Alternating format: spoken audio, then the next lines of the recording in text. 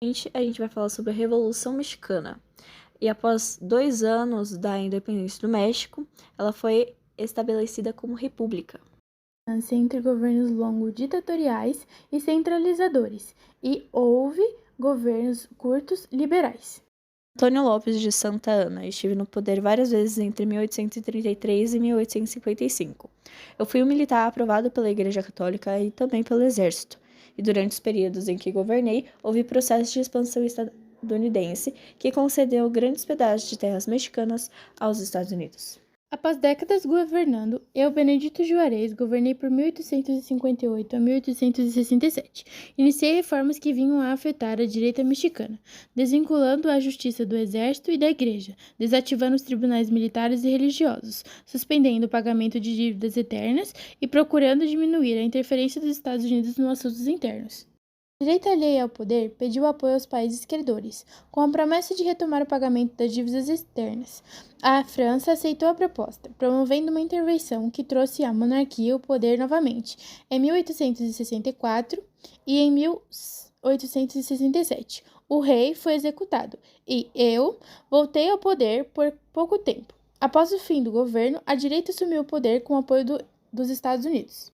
Me chamo Porfírio Dias e meu governo durou de 1884 a 1911. Foi um governo ditatorial que, apesar de desenvolvimento do país, mantive a concentração de riquezas, excluindo a população pobre dos irios, que são terras não cultivadas de bem comum à população. O período do porfirismo foi um período de modernização do México, se inserido no processo da Segunda Revolução Industrial.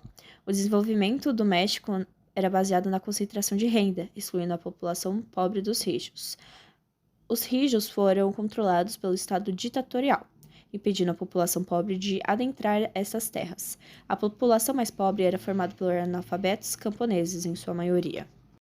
A principal causa do fim do meu governo foi o conflito agrário, a questão da terra que gera a desigualdade social. E por eu ser um ditador, eu sofri vários ataques de vários grupos de oposições, dentro destes, os comunistas, socialistas, anarquistas e os liberais, que querem tornar o acesso às terras um pouco maior. Francisco Madeira convoquei a população para iniciar uma etapa de revolução. Participei do processo eleitoral comandado pelo Porfírio Dias e logo após que venceu me mandou para a cadeia. Fui liberado após dar o golpe no Estado. Porfírio Dias se exilou e foi viver na França. Em 1911, eu assumi o poder. Liberalista que participou da elite, dando acesso a terras para a aristocracia rural, mas o povo continuou excluído. Pancho Villa tentou organizar a parte do México. Eu, Emílio Zapata, me coloquei à frente da situação, representando o interesse da população na busca de reforma agrária. O plano revolucionário na população era denominado Plano Ayala.